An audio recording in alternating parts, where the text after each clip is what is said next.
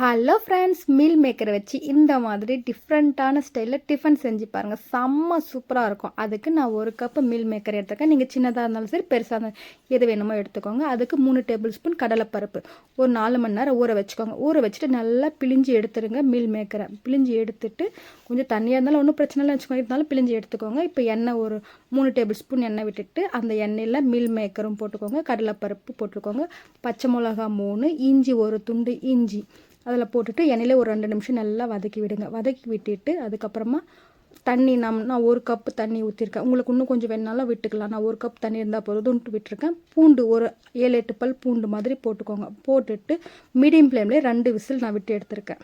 மீடியமில் 2 விசில் எடுத்திங்கன்னா இந்த மாதிரி இருக்கும். இன்னும் கொஞ்சம் தண்ணி எவ்வளோ தூரம் முடியுமோ தண்ணி நல்லா வடிகட்டிட்டு மிக்ஸி ஜாரில் போட்டுக்கோங்க. ஃபில்டரில் போட்டு வடிகட்டி எடுத்துக்கோங்க. இப்போ நம்ம பட்டை ஒரு துண்டு பட்டை, லவங்கம், சோம்பு ஒரு 1/4 டேபிள் ஸ்பூன் சோம்பு, உப்பு தேவையான அளவு போட்டுக்கோங்க. போட்டுட்டு மிக்ஸி ஜாரில் ஒரே 2 பல்ஸ் விட்டு எடுத்துக்கோங்க போதும்.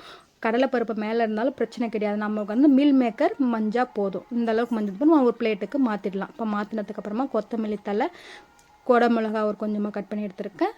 பெரிய வெங்காயம் மீடியம் சைஸ் பெரிய வெங்காயம் நறுக்கி எடுத்துக்கோங்க. இது நல்லா கலந்து விட்டுடுங்க. இந்த அளவுக்கு நம்ம ஆல்ரெடி உப்பு போட்டாச்சு, மிளகா போட்டு தான் நம்ம வேக வச்சுருக்கோம். எனக்கு இந்த காரம் போதுன்றதுனால நான் விட்டுருக்கேன். இல்லை உங்களுக்கு இன்னும் காரம் வேணுன்னா கொஞ்சமாக நீங்கள் காரம் போட்டு நீங்கள் பிணைஞ்சிக்கோங்க. கேரட் நான் துருவி போட்டிருக்கிறேன். இந்த அளவுக்கு நல்லா போட்டு நல்லா பிணைஞ்சி விட்டுக்கோங்க.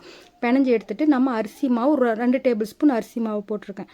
போட்டுடுங்க. போட்டுட்டு இதையும் கலந்து விட்டுடுங்க. உங்களுக்கு கரெக்டாக இருக்குது, எனக்கு அரிசி மாவு வேண்டானாலும் விட்டுடலாம். ஆனால் அரிசி மாவு போட்டிங்கன்னா கொஞ்சம் மொறுமொறுப்பு நல்லா வருன்றதுனால நான் போட்டிருக்கிறேன். இல்லை எனக்கு தண்ணியாக இருக்குதுன்னா கொஞ்சமாக ரவை கூட சேர்த்துக்கோங்க. அப்போ கொஞ்சம் கெட்டி ஆகிடும். இந்த மாதிரி ரவுண்டாக கட் பண்ணி வச்சுட்டு நம்ம தோசை மாதிரி அந்த மாதிரி நல்லா தோசை தவாவில் போடுற மாதிரி இந்த மாதிரி போட்டுக்கோங்க. செஞ்சுட்டு தோசைக்கு இல்லையா எனக்கு கட்லெட் மாதிரி வேணும்னா கையில் இது பண்ணிவிட்டு ரவுண்டாக சேஃப் தகுந்த மாதிரி கட்லெட் மாதிரி நீங்கள் சுற்றியுமா இது பண்ணிக்கலாம். ஒரே லெவலில் பார்த்திங்களா, இந்த மாதிரி ஒரே லெவலில் கூட செஞ்சு ரெடி பண்ணி வச்சுக்கோங்க. இப்போ நம்ம தோசை தவாவில் வச்சுட்டு எண்ணெய் நல்லா சுற்றி விட்டுக்கோங்க. மூடி வச்சு கூட ஒரு 10 நிமிஷம் மீடியம் ஃப்ளேமில் அடுப்பு மீடியம் ஃப்ளேமில் நல்லா மொறுப்பாக வேக வச்சு எடுத்துக்கோங்க. செம்ம டேஸ்ட்டாக இருக்கும், சூப்பராக இருக்கும். நம்ம இதில் பச்சை மிளகா வேணும்னா ஆட் பண்ணிக்கலாம், இல்லை வேண்டாம்னா விட்டுலாம். நான் குக்கர்லேயே போட்டதுனால நான் பச்சை மிளகாலாம் போட கிடையாது. பார்த்திங்களா எவ்வளோ சூப்பராக வந்திருக்குதுன்ட்டு. எண்ணெய் நல்லா விட்டுட்டு வேக வச்சு எடுத்திங்கன்னா நல்லா டிஃப்ரெண்ட்டான ஸ்டைலில் சூப்பராக இருக்கும். இந்த மாதிரி கட்லெட்டாகவும் செஞ்சு கொடுக்கலாம், இல்லைன்னா தோசை தவாவில் தோசை மாதிரி போட்டு தரலாம்.